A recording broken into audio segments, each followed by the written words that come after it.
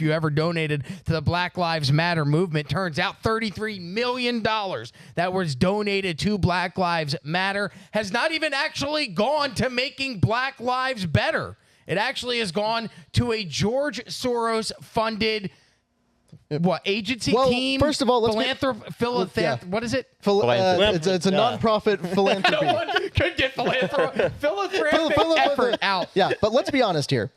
Even the money that didn't get taken by this group, if you donated to BLM, you got your money taken from you. Like, you didn't do any good with it. I'm sure my wife did, but didn't admit to it. Like, if I corner her, I'm like, did you give money to BLM? I bet she'd be like, no. But I think she probably did. I think a lot of females, it was a very... Look, you looked at the George Floyd, the death of George Floyd, and it's not just George Floyd. It wasn't just George Floyd. It was Tamir Rice in Cleveland. It was Trayvon Martin here in Florida. They use these stories to tug on the heartstrings, and unfortunately, females are more emotional than men, and they make emotional decisions. So in my household, I can say I never donated a dime to Black Lives Matter. Does that make me racist? No. I realized what it was very early on. My wife, not as well read and much more emotional, so I could see how more females donated. Well, there was this whole story that came out way back, I think in like 2021, of how BLM had all its donations go through Act Blue Charities, which is this giant Democratic fundraising group that would take all the donations.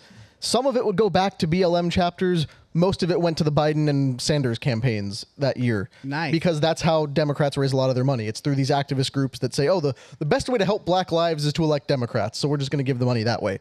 But the key players in the story we're talking about today, okay, the Black Lives Matter Global Network Foundation. It's a group not a lot of people know about because it hides under BLM.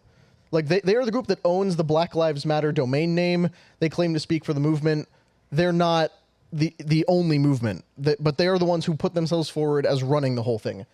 It was founded by these three women that will throw up this picture. You're probably familiar with them if you've done any sort of research into BLM. I know the middle one. Licia Garza, Patrice Cullors, and Opal Tometi. They founded the whole thing in 2017. They kind of got the ball rolling on the whole Black Lives Matter under that banner. So now they claim to be in charge of the whole thing. All three of them have since left. Patrice Cullors is the one who was accused of taking funds to buy herself 3 mansions in Los Angeles and Atlanta. Didn't her brother also do work on behalf of Black Lives Matter and got paid like 8 times the amount of what the normal pay would be for the position? So, like I said, the entire BLM donation thing was a scam from the top down. But the other key group here that we're talking about is the Tide Center.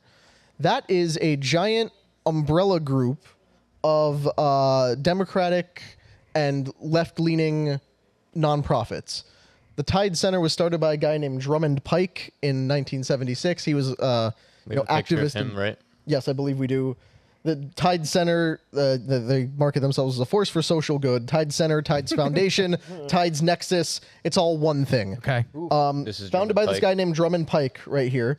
Who? So this is the face of Black Lives Matter. Essentially.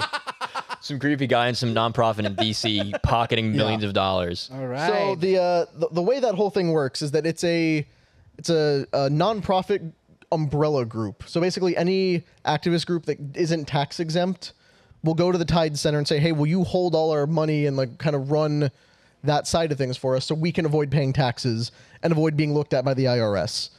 They do that for a lot of groups. BLM, way back when, they partnered in 2020 when they got like $90 million in donations after George Floyd.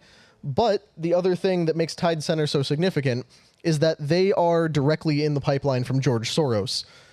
We have a graphic that we can pull up here. You might have seen this floating around Valuetainment the last couple weeks. Yes, it's on. I believe there is a diagram drawn of this on a whiteboard. Yes. As soon as you walk into the building. So it's welcome to Valuetainment. Here's how George Soros and the deep state is trying to undermine American values. I went on Saucecast a few weeks ago to explain this. Debut. Debut on Saucecast. What's George Soros' body count? Millions, apparently. Millions. Not enough is the answer. Patrick for has him. a whole video explaining this, and then Shane and I went over this on the new Unusual Suspects Can you spin-off pull that show, back up, The Drink Tank. Jeremy? Yeah, keep this pin Also, here because I I don't want know to show if you it to heard, you. Connor, there's a full breakdown video that Brendan helped write that Patrick did on the main channel, main Valuetainment channel. And we have The Drink Tank, which I know a lot of you have been watching. That's our one-on-one spin-off series where we're at the bar right back there behind Rob over the shoulder. Oh, yeah. It's definitely not an excuse to just drink at work, for sure. But if you look at this chart, George Soros pours money into the Open Society Foundation. Everybody knows that. Yep. Then Open Society puts a ton of money into the Tides Foundation, which is one of the primary recipients of its money. The other people who put money into that are groups like the foundation started for Hewlett and Packard, Ford, Kellogg, Rockefeller. They all put money into this group. Oscar Gates. Yeah, it's the biggest names in American finance in the last 150 years. Mm-hmm. It's now all the foundations these legacy groups started that are being used to fund these activist groups. Yeah. This diagram specifically proves the role they all have in the campus protests right now, where the Tide Center kicks money to a group called Westpac. Westpac distributes it to a bunch of anti-Israel, pro-Palestine groups that are doing things on campuses. But they also used to manage money for BLM. They partnered in 2020, back when the Black Lives Matter Global Network Foundation did not have tax-exempt status. As soon as BLM got it back and were able to avoid paying taxes, they wanted their money back. And the verbal contract they had apparently entered into with Tides was, okay, you'll give us these $33 million back once we no longer have to, rely on your services. Well, they haven't given the money back. In fact, they've been distributing it to a bunch of other smaller groups, including local BLM chapters and splinter groups that the main Global Network Foundation swears off. These groups that are like, oh, we're not affiliated with them, we're our own thing. But because it's all confused under the BLM banner, Tides keeps giving them money. So they just filed a lawsuit last week demanding, that the money be returned, accusing them of committing fraud and all this stuff. And I have to sit back and think it's just absolutely hilarious. I mean, that's really what this is about. Who cares if BLM lost all its money? We need to buy more mansions. Yeah, we buy large mansions. That's what it sounds like the grifters got grifted. Who's better at fleecing the American people? It's basically an Olympics of that. I would be okay. I don't disagree that there is a problem when it comes to race relations in this country, and I don't disagree that black people have had a tougher existence in this country than whites. Would you guys agree with that? Well, yes, but if you know Thomas Sowell's stuff, like he talks about how you can believe that and also believe that BLM is objectively hurting this entire idea. Yeah. And also, like, the only way that you could improve them is improve their situation is through the market and through capitalism.